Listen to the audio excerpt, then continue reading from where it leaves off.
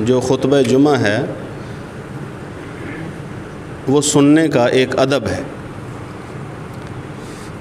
جب امام نے سلام کہنے کے بعد الحمدللہ سے خطبہ شروع کر دیا تو پھر جو سامعین ہیں، سننے والے، ان کے لیے جائز نہیں ہے کہ وہ کسی بھی قسم کی کوئی ایسی حرکت کریں جو منع ہے۔ خطبہ جمعہ کے دوران آپ اگر تشریف لائے ہیں مسجد میں تو آپ 2 رکعت پڑھ سکتے ہیں، 2 رکعت پڑھیں، پھر بیٹھ جائیں، توجہ اور خاموشی سے خطبہ سنیں، کوئی بات نہ کریں۔ رسول اللہ صلی اللہ علیہ وسلم نے فرمایا کہ جس نے کنکری کو بھی ہاتھ لگایا نہ چھیڑا، خطبہ جمعہ سن رہا ہے، کنکری کو چھیڑتا ہے، ہاتھ لگاتا ہے، تو اس نے بھی لغو کام کیا، اور بات تو بالکل ہی نہیں کرنی۔ جو کوئی بات کر رہا ہے، خطبہ جمعہ سننے والا اسے منع بھی نہیں کر سکتا۔ اگر بات کرنے والوں کو کہتا ہے نا کہ خاموش ہو جاؤ، رسول اللہ صلی اللہ علیہ وسلم نے فرمایا اس کا بھی جمعہ نہیں ہے۔ تو آپس میں جو بات کر رہے ہیں یا جو موبائل پہ مصروف رہتے ہیں خطبہ جمعہ سننے کے دوران، یہ آپ کا وقت سے آنا خطبہ جمعہ سننے کے لیے وہ سارے عمل کو جو ہے نا وہ ضائع نہ بندہ کروا بیٹھے، ایسا کوئی کام نہ کرے۔ خطبہ سننے کے لیے آئے ہیں تو توجہ سے وہی خطبہ جو ہے نا وہ سماعت فرمائیں۔ اگر بعد میں آنے والے ہیں ان کا کوئی حق نہیں کہ وہ پہلے جو آئے ہوئے لوگ ہیں ان کے کندھوں کے اوپر سے گزر کے آگے آئیں، یہ بھی ناجائز ہے۔ نہ ہی یہ کہ 2 کو علیحدہ کریں پھر درمیان میں بیٹھ جائیں، بلکہ جیسے ترتیب سے آتے جاتے ہیں ویسے ہی ترتیب سے بیٹھتے جائیں۔ بعض لوگ آتے سب سے آخر میں ہیں، لیکن انہیں چاہیے پہلی صف ہوتی ہے، یا اندر آ کے ہال کے اندر آ کے وہ پڑھنا، وہ پھر لوگوں کے بیچ میں سے گزرتے اس کو ہلا اس کو، یہ ساری چیزیں جو ہے نا دوران خطبہ ناجائز ہیں۔ بندہ سوائے 2 رکعت پڑھنے کے کسی بھی قسم کی نہ کوئی بات کر سکتا ہے نہ حرکت کر سکتا ہے۔ اگر کوئی آ کے سلام کہتا ہے وہ سلام کہہ سکتا ہے، اس کے سلام کا جواب دیا جا سکتا ہے، لیکن یہ نہیں کہ وہ آئے اور ہاتھ ملانا شروع کر دے جدھر اس نے بیٹھنا ہے ارد گرد والے لوگوں سے، یہ بھی جو ہے نا وہ جائز نہیں ہے۔ یہ سارا خطبہ ہی ہے، الحمدللہ سے جو شروع ہوا ہے، اور بیچ میں واعظ آئے گا اور بعد میں خطبہ ہو، یہ سارا خطبہ ہی ہے۔ خطبہ اور تقریر الگ الگ یہ والا جو تصور ہے نا یہ ہے نہیں، سارا ہی خطبہ ہے۔ تو اسے توجہ سے سننا، غور سے سننا جو ہے نا وہ ضروری ہے، خاموش رہنا ضروری ہے۔ اس کے آداب ہیں، اور ان آداب کو جو بندہ عمل میں لاتا ہے اس کے لیے پھر فضیلت بھی ہے۔ رسول اللہ صلی اللہ علیہ وسلم نے فرمایا پھر اس کے ایک جمعہ سے دوسرے جمعہ تک کے سارے گناہ جو ہے نا وہ معاف کر دیے جاتے ہیں۔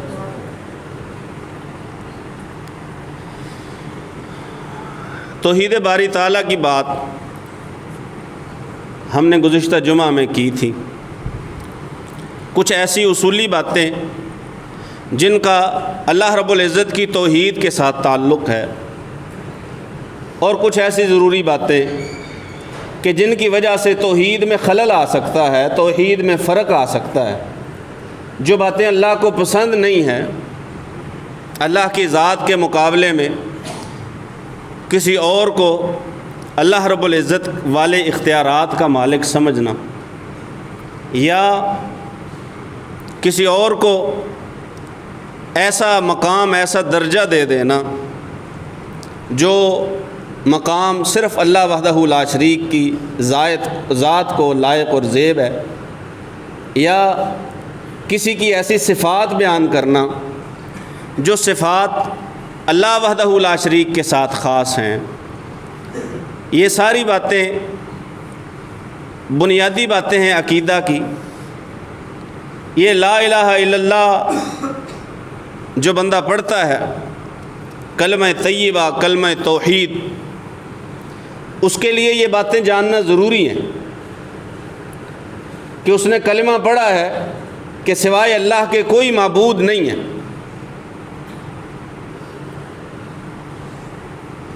وہ اس کی پابندی کرے، اس پہ پابندی لازم ہے۔ اگر وہ پابندی نہیں کرتا، ذات خدا کے علاوہ کسی اور کو بھی معبود سمجھتا ہے یا کسی اور کو بھی ان صفات کا مالک سمجھتا ہے جو صفات اللہ رب العزت نے اپنے لیے خاص کر رکھی ہیں، تو اس بندے کی توحید میں فرق آ جاتا ہے، اس کا عقیدہ پختہ نہیں ہے۔ مثال کے طور پہ اللہ وحدہ لا شریک فرماتے ہیں کہ مومنوں کو چاہیے کہ اللہ پر ہی توکل کریں، صرف اللہ پر بھروسہ رکھیں۔ ایک اللہ پر اگر بندہ بھروسہ رکھتا ہے اور اپنے توکل کو ٹوٹنے نہیں دیتا، ہاتھ سے جانے نہیں دیتا، توکل پہ قائم اور مضبوط رہتا ہے، اب سوال ہی پیدا نہیں ہوتا کہ وہ بندہ اللہ کو چھوڑ کے کہیں اور جائے گا تو وہ جس کا بھروسہ اللہ سے اٹھے گا، جس کا توکل اللہ پہ مضبوط نہیں رہے گا، جو اللہ سے مایوس ہو جائے گا، جسے اللہ سے کچھ نہ ہونے کی امید ہوگی، وہ جائے گا۔ جو بندہ یہ سمجھے گا کہ اللہ کر سکتا ہے، اللہ قادر ہے، اس سے امید باندھے رکھتا ہے، اسی کے ساتھ جڑا رہتا ہے، جس کا مکمل بھروسہ، وہ تو کہیں نہیں جائے گا۔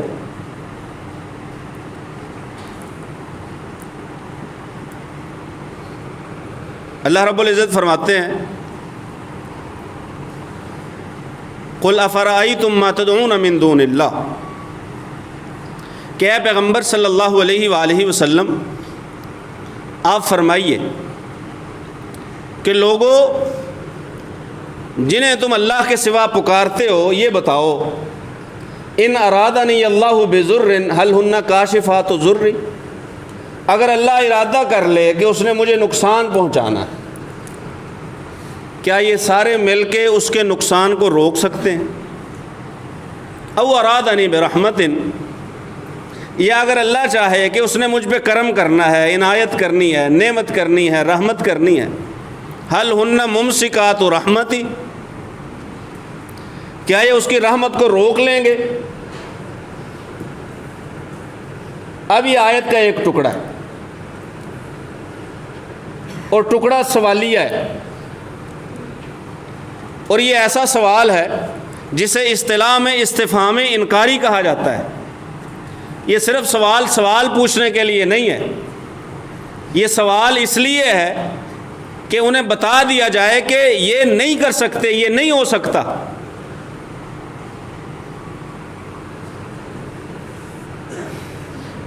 اگر اللہ تکلیف دے، اس کی تکلیف کو کوئی دور نہ کر سکے، اگر وہ رحمت کرنا چاہے، اس کی رحمت کو کوئی روک نہ سکے، یہ عقیدہ ہونا چاہیے کہ کوئی ہے ہی نہیں جو اس کی رحمت کو روک سکے۔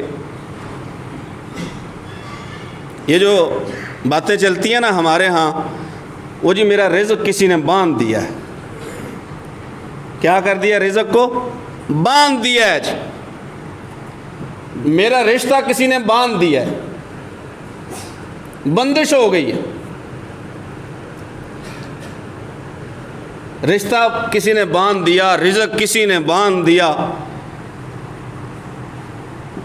قرآن کہتا ہے نہیں، اللہ جو رحمت کرنا چاہے اسے روک ہی نہیں سکتا کوئی، جو وہ دینا چاہتا ہے، رزق عطا کرنا چاہتا ہے، کوئی کسی سے چھین نہیں سکتا وہ رزق، اور اگر تکلیف وہ دینا چاہے تو کوئی تکلیف ہٹا نہیں سکتا، دور نہیں کر سکتا۔ یہ آیت کا ایک ٹکڑا۔ آگے اللہ فرماتے ہیں قل حسبی اللہ، اے پیغمبر آپ فرمائیے مجھے اللہ کافی ہے۔ قل حسبی اللہ، مجھے اللہ کافی ہے، جو رحمت کرے تو رحمت کوئی روک نہ سکے، جو نقصان پہنچائے تو نقصان کوئی اور اس کے سوا روک نہ سکے، تو پھر دوسروں کا میں نے کرنا کیا ہے؟ دوسروں کا کیا کرنا ہے؟ آپ کہہ دیجئے کہ مجھے اللہ کافی ہے، علیہ یتوکل المتوکلون، توکل کرنے والوں کو چاہیے کہ صرف اسی پہ توکل کریں، اسی پہ کریں بھروسہ۔ اور یہ جو سورہ یونس کی آخری آیتیں 4 میں نے پڑھی ہیں، اس میں اللہ وحدہ لا شریک رسول اللہ صلی اللہ علیہ وآلہ وسلم کو مخاطب کر کے فرماتے ہیں وَلَا تَدْعُ مِن دُونِ اللَّهِ مَا لَا يَنفَعُكَ وَلَا يَضُرُّكَ، اے پیغمبر صلی اللہ علیہ وسلم اللہ کے سوا اس کو نہ پکاریے، اس سے نہ دعا کیجیے جو نہ آپ کو کوئی نفع دے سکتا ہے نہ نقصان دے سکتا ہے۔ فَإِن فَعَلْتَ فَإِنَّكَ إِذًا مِّنَ الظَّالِمِينَ، اگر تو نے یہ کیا نا تو تو ظالموں میں سے ہو۔ جو اگلی آیت ہے اس میں اللہ فرماتا ہے إِن يَمْسَسْكَ اللَّهُ بِضُرٍّ فَلَا كَاشِفَ لَهُ إِلَّا هُوَ، اگر اللہ پہنچا دے تجھ تک کوئی تکلیف، کوئی بیماری، کوئی شدت، کوئی آزمائش، فلا کاشفہ، اسے کوئی دور کرنے والا نہیں ہے، الا ہو، سوائے اس کے۔ کوئی اگر اللہ بیماری دیتا ہے، وَإِذَا مَرِضْتُ فَهُوَ يَشْفِينِ، نبیوں کا عقیدہ بھی یہی ہے، جب میں بیمار ہوتا ہوں تو شفا وہ دیتا ہے۔ رسول اللہ صلی اللہ علیہ وآلہ وسلم نے بیمار بندے کو جتنی دعائیں سکھائی ہیں، جتنی دعائیں بیمار بندے کو سکھائی ہیں، وہ ساری کی ساری اللہ وحدہ لا شریک سے شفا مانگنے کی۔ جتنی بھی دعائیں سکھائی ہیں، کوئی ایک دعا ایسی نہیں ہے کہ اللہ کے رسول صلی اللہ علیہ وآلہ وسلم نے کسی کو بتائی ہو کہ نہیں آپ نے اللہ سے نہیں، شفا کسی اور سے جا کے مانگنی ہے۔ سوال ہی پیدا نہیں ہوتا۔ جو رسول لا الہ الا اللہ والا کلمہ دے، لا الہ الا اللہ والا عقیدہ دے، وہ لوگوں کو پھر اللہ کی طرف بلائے گا۔ ما کان لبشر ان یؤتیہ اللہ الکتاب والحکم والنبوۃ ثم یقول للناس کونوا عبادا لی من دون اللہ، اللہ فرماتے ہیں یہ تو ہو ہی نہیں سکتا کہ ہم کسی کو نبوت عطا فرمائیں اور وہ کہے اللہ کو چھوڑو ادھر میری طرف آ جاؤ۔ ولیکن کونوا ربانیین، وہ تو اب ان کے رب کی طرف انہیں بلائے گا، اللہ کی طرف بلائے گا کہ اللہ والے بنو۔ کوئی ایسی دعا نہیں، تکلیف سے، مصیبت سے، شدت سے، فتنے سے، مصائب سے، مشکلات سے نکلنے کے لیے جو دعا اللہ کے رسول نے سکھائی ہو اور وہ دعا اللہ سے نہ مانگی گئی ہو، کوئی ایسی دعا جو بھی ہے وہ اللہ سے مانگی جاتی۔ اذھب البأس رب الناس، بیماری آ گئی ہے، اے لوگوں کے رب اس بیماری کو لے جا۔ وشف انت الشافی، شفا دے دے، تو ہی شفا دینے والا ہے۔ لا شفاء الا شفاؤک، اگر تو شفا نہ دے تو کوئی شفا دے ہی نہیں سکتا۔ آیت میں بھی وہی، حدیث پاک میں بھی وہی، ایک ہی عقیدہ، اگر وہ نہ دے شفا تو کوئی نہیں دے سکتا۔ شفاء لا یغادر سقما، اللہ ایسی شفا دے دے جس کے بعد بیماری باقی نہ رہے۔ یہ دعا ہے رسول اللہ صلی اللہ علیہ وسلم نے سکھائی ہے۔ بیمار کے لیے کرو، خود بیمار ہو تو اپنے لیے کرو۔ اب اس میں اللہ سے ہی مانگا گیا، کہا گیا تیرے سوا کوئی شفا دینے والا نہیں۔ ان یمسسک اللہ بضر فلا کاشف لہ الا ہو۔ ویسے تو سورہ یونس نا ساری کی ساری ترجمے کے ساتھ پڑھنے کے لائق ہے، تو سارا ہی قرآن ترجمے کے ساتھ پڑھنے کے لائق کہ ترجمے کے ساتھ بندہ پڑھے تاکہ باتوں کی سمجھ آئے۔ لیکن بعض صورتوں میں اللہ وحدہ لا شریک نے اپنی ذات کے اور رسول اللہ صلی اللہ علیہ وسلم کی رسالت کے ایسے دلائل اس طریقے سے بیان کیے ہیں کہ وہ صورتیں، وہ آیتیں بندے کی توجہ کھینچتی ہیں، اپنی طرف راغب کرتی ہیں کہ یہ جو مجھ میں پڑا ہے، جو مجھ میں پڑا ہے وہ سمجھو، اس پہ عمل کرو۔ یہی تو بات میں نے بتائی ہے کہ دوران خطبہ آپ نے بات نہیں کرنی، گفتگو نہیں کرنی۔ ابھی بتا کے ہٹاؤں، آپ لوگ پھر جو ہے نا کوئی اٹھ رہا ہے، کوئی جا رہا ہے، کوئی بات کر رہا ہے، اجر ضائع ہے، خطبے کا اجر ضائع، ثواب ضائع ہے۔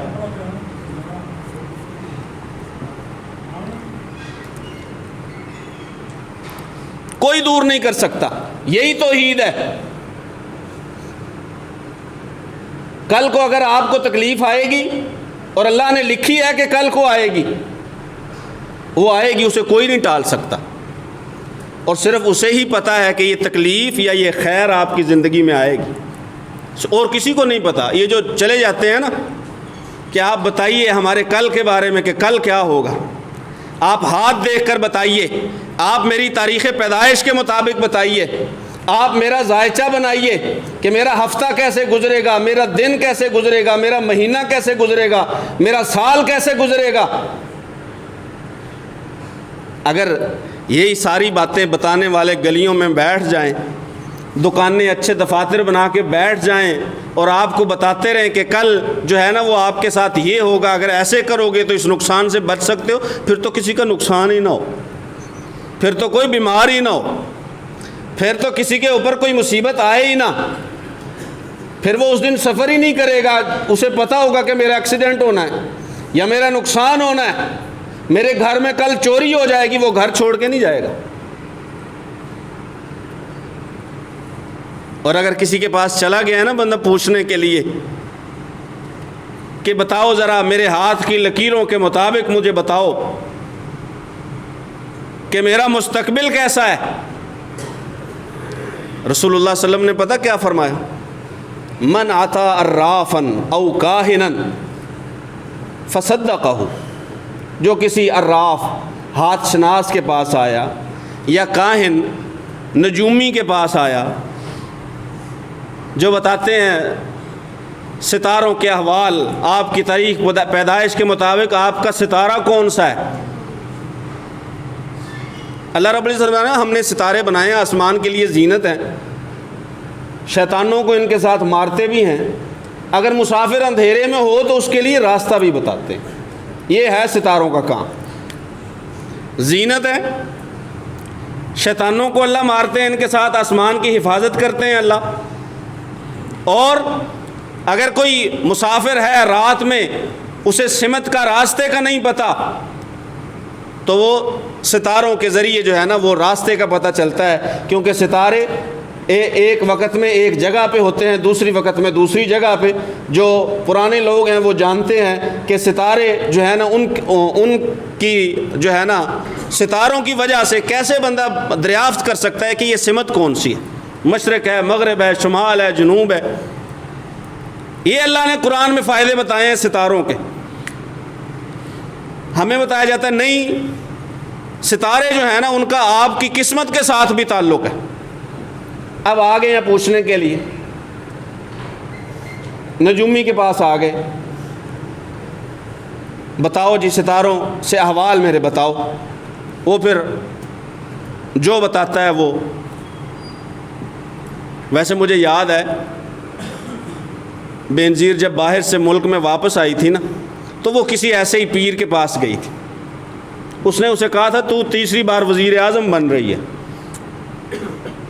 تیسری بار بن رہی ہے تو وزیر اعظم، اور یہ بات پکی ہے. اس پیر کے بارے میں بڑی باتیں مشہور تھی، آپ اگر پڑھیں گے تو آپ کو مل جائے گا. بڑی باتیں مشہور تھی کہ جس کے بارے میں اس نے پیش گوئی کر دی نا وہ سچ ثابت ہو گئی. ابھی کچھ دن گزرے ہی نہیں تھے بینظیر تو مر گئی، اسے مار دیا گیا. اب اگر یہ ذائچے، یہ نجومی، یہ کل کی خبریں بتانے والے، آپ اور میں تو اتنا خرچہ نہیں کر سکتے ان تک پہنچنے کے لیے جتنا حکمران کر سکتے ہیں. ہمارا کل کیسے گزرے گا؟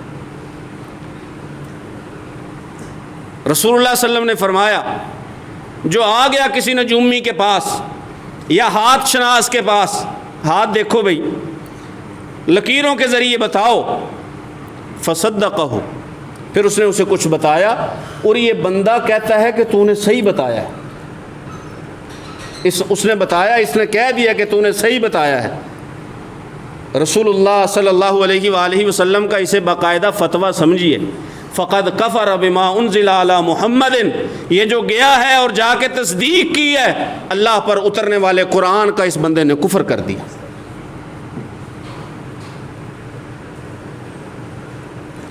جو رسول پہ اتارا گیا اس کا کفر کر دیا اس بندے نے۔ ایک چیز ہے جو رسول پہ اتاری گئی، وہ دین ہے، وہ اسلام ہے، وہ شریعت ہے، وہ عقیدہ ہے، وہ توحید ہے، وہ سنت ہے، وہ سیرت ہے، وہ عقائد ہیں، وہ اعمال ہیں جو اللہ کے رسول پہ اتارے گئے۔ اور یہ ہے جس بندے کو بھروسہ ہی اللہ کی ذات کے علاوہ کسی اور پہ ہو جائے تو ظاہر ہے اس بندے کے تو کفر میں کسی قسم کا کوئی شک نہیں رہے کہ اللہ پہ بھروسہ نہیں ہے اور دوسرے کسی پہ بھروسہ ہے۔ اِن یمسسک اللہ بضر فلا کاشف لہ الا ہو، اگر اللہ پہنچانا چاہے نا تکلیف تو اللہ کے سوا اس تکلیف کو روک کوئی نہیں سکتا۔ پھر یا تو وہ آ کے رہے گی، اگر وہ خود ٹال دے تو اس کی مرضی ہے، کوئی اور نہیں ٹال سکتا، نہ ہی اس کے مقابلے میں کوئی دعویٰ کر سکتا ہے۔ وہ کسی نے جہاز بنایا تھا، بحری جہاز بہت بڑا، ٹائٹینک، اس نے کہا تھا ایسا جہاز بنا دیا اس کو تو خدا بھی نہیں ڈبو سکتا، ایسا بنا دیا ہے۔ صرف پہلی بار گیا ہے اپنے پہلے سفر پہ، آزمائش کے طور پہ گیا ہے کہ کیسا سفر کرتا ہے، کس رفتار سے کرتا ہے۔ پہلی بار وہ جو کرنا چاہے، اس نے پرندوں سے ہاتھی مروائے ہیں، اس نے 313 سے نہتے 313 سے 1000 کو کٹوایا ہے۔ وہ اگر پہنچانا چاہے کوئی روک نہیں سکتا۔ وَإِن يُرِدْكَ بِخَيْرٍ، اور اگر اس نے ارادہ کر لیا نا کہ تجھے خیر پہنچانی ہے، تجھے نفع دینا ہے، تجھے خوشی دینی ہے، فَلَا رَادَّ لِفَضْلِهِ، اس کے فضل کو کوئی واپس نہیں کر سکتا۔ يُصِيبُ بِهِ مَن يَشَاءُ مِنْ عِبَادِهِ، اپنے بندوں میں سے جس کو اس کا دل کرتا ہے اسے پہنچا دیتا ہے۔ خوشی دینی ہو اس کی مرضی، غم دینا ہو اس کی مرضی۔ صحابی کو رسول اللہ صلی اللہ علیہ وآلہ وسلم نے نصیحت کرتے ہوئے فرمایا تھا وَعْلَمْ أَنَّ الْأُمَّةَ لَوْ اجْتَمَعَتْ، یہ بات ذہن نشین کر لو، اگر ساری امت جمع ہو جائے کس بات پہ؟ عَلَىٰ أَن يَنْفَعُوكَ بِشَيْءٍ، کہ تجھے کوئی نہ کوئی نفع دیں گے، ساری امت جمع ہو جائے، ساری امت جمع ہو جائے، الفاظ پہ غور کر لیں، ساری امت جمع ہو جائے اس بات پر کہ تجھے کوئی نفع دے سکیں گے، تجھے نفع دے ہی نہیں سکتے۔ الا بشیء قد کتب اللہ لک، نفع اتنا ہی ہوگا جتنا اللہ نے تیری قسمت میں لکھ دیا ہے۔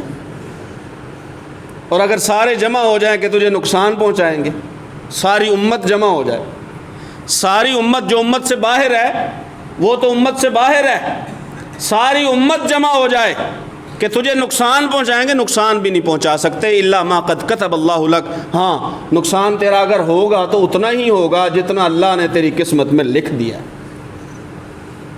کسی کا کوئی کمال نہیں۔ رفعت الاقلام وجفت الصحف، ابھی 4 ماہ کا تو ماں کے پیٹ میں تھا کہ اس نے تو لکھ دیا تھا، تیری زندگی لکھ دی، تیرا رزق لکھ دیا، تیرا خوش بخت ہونا لکھ دیا، تیرا بدبخت ہونا لکھ دیا، اس نے سارا کچھ لکھ دیا۔ رفعت الاقلام، اب کیا خیال ہے کہ وہ دوبارہ لکھے گا؟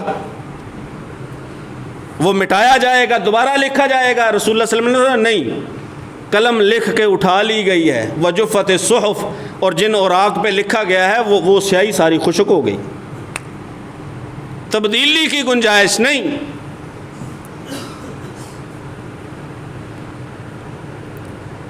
اللہ کے لکھے کو کوئی بدل سکتا؟ کوئی نہیں بدل سکتا۔ ما یبدل القول لدی، جو اللہ نے کہہ دیا، جو لکھ دیا، وہ بدلا جا ہی نہیں سکتا، سوال ہی پیدا نہیں ہوتا کوئی بدل دے۔ موت کا جو وقت مقرر ہے وہ مقرر ہے، لا یستاخرون عنہ ساعۃ ولا یستقدمون، قرآن کہتا ہے ایک لمحہ بھی نہ لیٹ ہو سکتا ہے کوئی، ایک لمحہ بھی نہ کسی کی جلدی آ سکتی، ایک لمحہ۔ نفع اور نقصان کا حال بھی یہی ہے کہ جو اللہ نے نفع دینا ہو سارے جمع ہو جائیں، ایک لمحہ بھی اس نفع کو جلدی نہیں لا سکتے، نہ ہی لیٹ کر سکتے۔ یہی نقصان کی بات ہے۔ ایک لمحہ کیا ہے؟ آنکھ کے جھپکنے جتنا وقت، آنکھ کے جھپکنے جتنا، وہ اللہ تعالیٰ لیٹ نہیں کرتے۔ یہ ساری کہانی ہے، یہ سارے جھوٹے قصے ہیں کہ فلاں صاحب نے مردے کو زندہ کر دیا یا اسرائیل سے روحیں چھین لیں، یہ ساری باتیں یہ جھوٹ پہ مبنی ہیں، افواہیں ہیں۔ 12 سال کشتی ڈوب گئی، 12 سال کے بعد جو ہے نا وہ سارے بندے بچا لیے گئے، کشتی باہر نکال لی گئی۔ نہ اس علاقے کا پتہ ہے کہ کون سے علاقے میں ڈوبی تھی، نہ بندوں کا پتہ ہے کہ کون کون وہاں سے واپس آئے تھے، نہ گاؤں کا پتہ ہے کس گاؤں کی تھی، کہ بارات جا رہی تھی، نہ پتہ ہے کس کے گھر جا رہی تھی۔ سارے جھوٹے قصے۔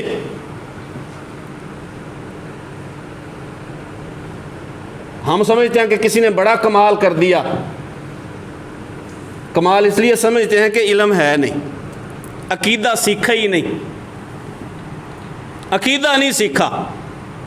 عقیدہ اگر سیکھا ہوتا، اگر باقاعدہ عقیدے کو پڑھا ہوتا، اگر باقاعدہ اپنے عقیدے کے بارے میں معلومات حاصل کی ہوتی، اور عقیدے کی جو بنیادی کتاب ہے قرآن مجید، اگر اس کا مطالعہ کیا ہوتا، کبھی بھی کسی بھی بندے کو ایسی صفات کا حامل بندہ نہ سمجھتا کہ جو صفات صرف اللہ کی ہیں، جو کام صرف اللہ کے ہیں، جو اختیار صرف اللہ کا ہے، وہ اختیار کسی اور کا نہیں ہے، وہ اختیار کسی اور کے پاس نہیں ہے۔ انہیں پکارنا، ان سے دعا کرنا، ان کے سامنے ہاتھ پھیلا کے کھڑے ہونا، یہ جائز ہی نہیں ہے۔ ایک اللہ ہے جو دیتا ہے، ایک اللہ ہے جو سنتا ہے، جو قبول کرتا ہے، ایک اللہ ہے جو تمہاری بولیاں، تمہاری زبانیں جو ہے نا وہ سمجھتا ہے۔ اگر نہ بھی نہ کہو، اسے پتہ ہے کہ اس کے دل میں کس حاجت کے بارے میں ارادہ ہے، اور یہ میری طرف دیکھ رہا ہے امید والی نگاہوں سے۔ وَهُوَ عَلِيمٌ بِذَاتِ الصُّدُورِ، وہ تو یہاں سے پہچان لیتا ہے۔ کہیں جانے کی ضرورت نہیں ہے، اونچا پکارنے کی ضرورت نہیں ہے، وہ سنتا ہے، آہستہ بھی، اونچی بھی، دلوں کے راز بھی۔ اللہ سے دعا ہے اللہ سن سمجھ کر